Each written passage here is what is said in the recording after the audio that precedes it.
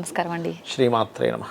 గురుగారు, సెప్టెంబర్ 18 రాబోయే చంద్రగ్రహణం ద్వారా చాలా ప్రమాదాలు జరగబోతున్నాయని చెప్పి, ఏదో విపత్తులు రాబోతున్నాయని చెప్పి వింటున్నాం. అదంతా నిజమే అంటారా? అంటే ఇక్కడ ఫస్ట్ ఆఫ్ ఆల్ ఏంటంటే ఓన్లీ చంద్రగ్రహం అని కాదు, మనం 9 months బ్యాక్ రాహు జలరాశుల్లోకి మారాడు కాబట్టి ఈ సంవత్సరంన్నర పాటు ఈ జల సంబంధించిన ప్రమాదాలు ఉంటాయని మనం చెప్పుకున్నాం ఆల్రెడీ 9 నెలలు బ్యాక్, ఇప్పుడు కాదు. సో రాహు జలరాశిలో మీనంలో ఉన్నందుకు, కేతు మనకి వృశ్చిక రాశిలో ఉన్న మన కన్యా రాశిలో ఉన్నందుకు, కన్యా రాశి ఈజ్ ది భూములకు సంబంధించిన రాశి. అందుకని భూములు కొంచెం స్ట్రక్ అవ్వడం, అంటే ల్యాండ్ అంత ఫాస్ట్గా పెరగకపోవడం లాంటివి ఉంటాయి 1.5 year అనుకున్నాం. ఇట్స్ డిపెండ్ ఆన్ రాహుకేతువుల వల్ల. అయితే గ్రహణం ఈ రాహువుకి సంబంధంగా కలుగుతుంది కాబట్టి ఇంకొంచెం జల ప్రళయాలకు సంబంధించిన విషయంలో ఈ రాహు మారే వరకు ఒక 6 months వరకు దీని ప్రభావం ఇంకా ఉంటుంది, 6 to 7 months వరకు.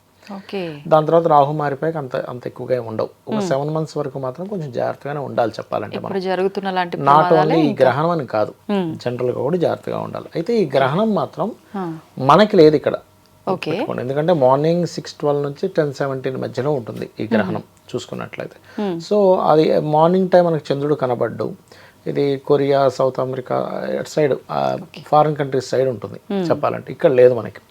అయితే ఇది మీనరాశిలో పడుతుంది కాబట్టి మీనము, కర్కాటకము, వృశ్చిక రాశి వారు, శని నక్షత్రాల వాళ్ళు కొంత జాగ్రత్తగా ఉండాలి. అంటే ఉత్తరాభాద్ర అండ్ మనకి చూసుకున్నట్లయితే ఆ యొక్క పుష్యమి నక్షత్రం వారు అండ్ అనురాధ నక్షత్రం వాళ్ళు, అంటే శని యొక్క నక్షత్రాలకి కొంత ఎఫెక్ట్ అనేటువంటిది ఉంటుంది.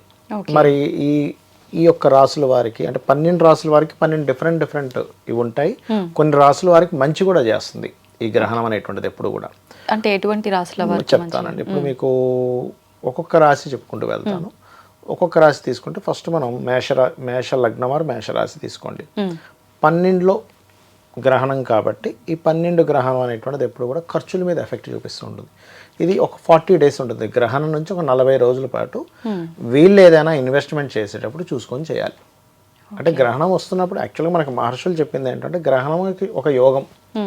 గ్రహణం వల్ల మీరు ఆ రోజు గ్రహణ సమయంలో సాధన చేసుకుంటే బాగుంటుంది. ఏం సాధన?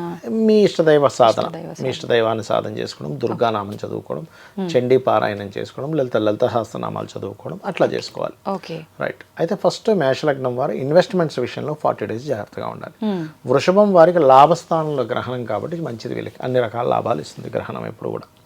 వీళ్ళకంటే వీళ్ళు ఎప్పటి నుంచో ఒక సక్సెస్ రావట్లేదు, లాభం రావట్లేదు అనుకున్నది మూవ్ అవుతుంది కొంతవరకు. సో మిథునం వారికి కూడా మంచిది బికాస్ ఆఫ్ 10th house. కాకపోతే ఇక్కడ ఒక చిన్న జాగ్రత్త తీసుకోవాలి. కొంతమంది చూడండి, ఏదో మనీ కడితే జాబ్స్ ఇప్పిస్తాము అంటారు, అటువంటి వాటి జోలికి వెళ్ళకూడదు. అలాంటి వాటి వల్ల మోసాలు ఉంటాయి కొద్దిగా. సో కెరియర్ పరంగా గ్రోత్ అది ఇస్తుంది గ్రహణం, డోంట్ వరీ. బట్ ఈ మనీ కడితే జాబ్ ఇప్పిస్తామనే దాని జోలికి, ఏదో గవర్నమెంట్ జాబ్ ఇప్పిస్తారంటే ఎవరు అంటే ఎక్కడో డబ్బులు కట్టాలి, ఇవన్నీ ఎలా ఉంటాయంటే బయటికి చెప్పుకోలేదు కూడా. ఇచ్చామని చెప్పుకుంటే వీళ్ళకి కూడా ప్రాబ్లం అయ్యేది. అందుకని ఈ విషయంలో జాగ్రత్తగా ఉండాలి.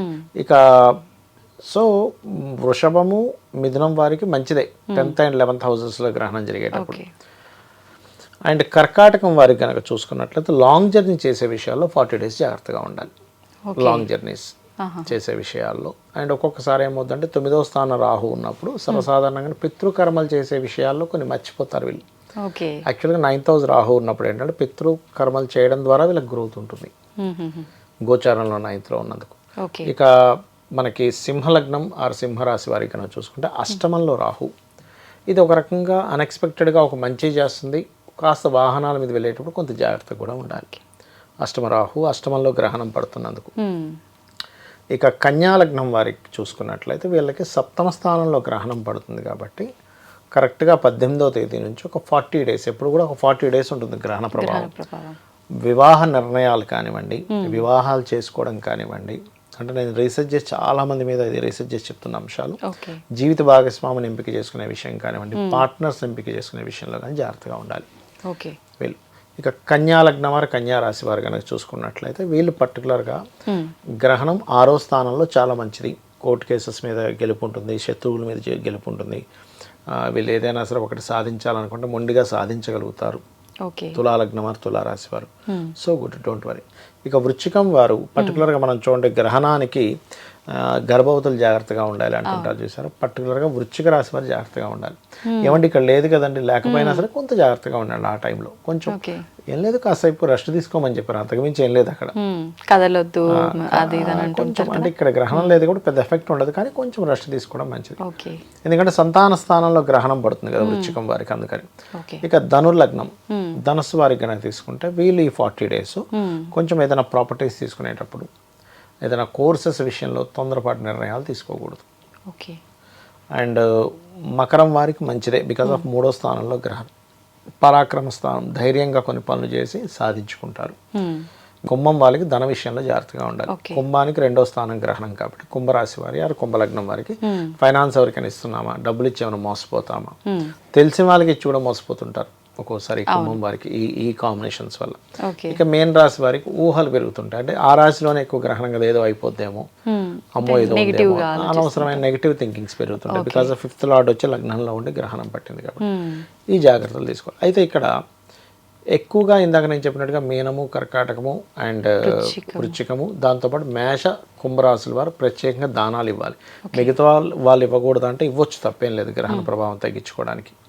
ఏం దానం ఇవ్వాలి అంటే శాస్త్రంలో చెప్పినటువంటిది వెరీ క్లియర్లీ మినుములు, ఉలవలు, గోధుమలు, బియ్యము, ఈ 4 రకాల పదార్థాలు. ఒక అంటే కొంతమంది రాగి వాటిల్లో ఇస్తుంటారు, కొంతమంది ఇత్తడి గిన్నెలో ఇస్తుంటారు. గిన్నెలో నెయ్యి, స్వచ్ఛమైన ఆవు నెయ్యి పెట్టి రవిచంద్ర ప్రతిమలు,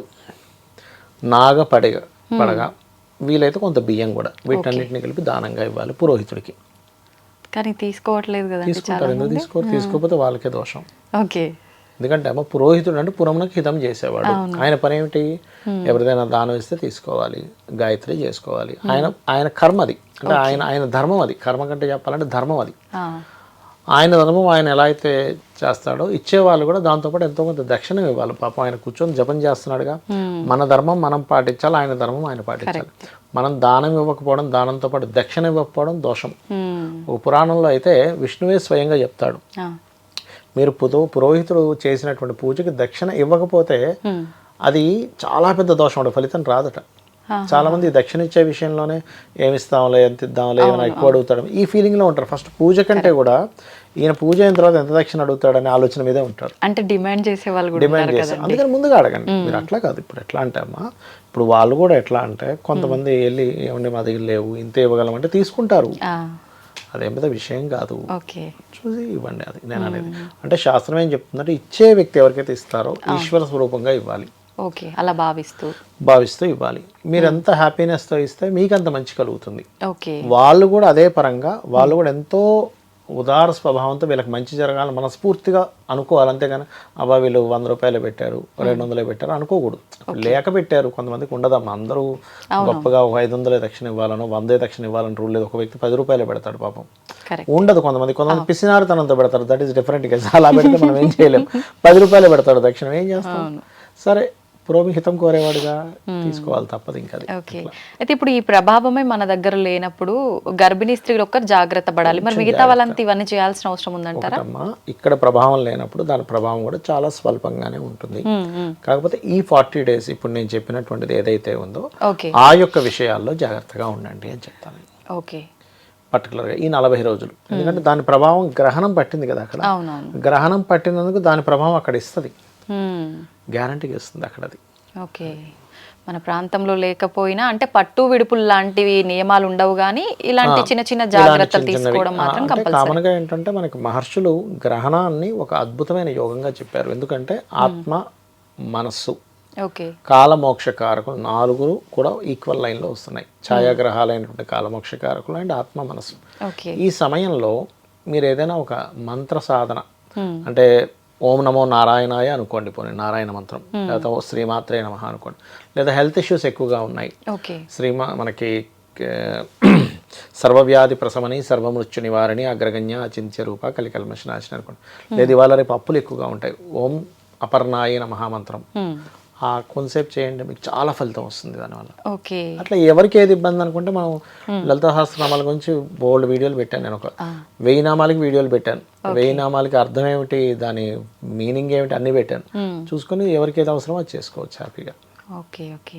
అంటే మనకి ఏదైతే ఇబ్బంది వల్ల బాధపడుతున్నామో దానికి సంబంధించి చేసుకుంటే దాని నుంచి బయటపడే అవకాశం ఉంటుంది. సింపుల్. ఓకే. ఇంకోటి ఏం లేదు. ఓకే, చాలా మంచి విషయాలు తెలియజేశారండి. అయితే మనం చంద్రగ్రహణం మన దగ్గర లేకపోయినా ప్రభావం ఉండే అవకాశం ఉంటుంది కాబట్టి ఇలాంటి జాగ్రత్తలు తీసుకుంటే సరిపోతుంది. ధన్యవాదాలండి. శ్రీమాత్రే నమః.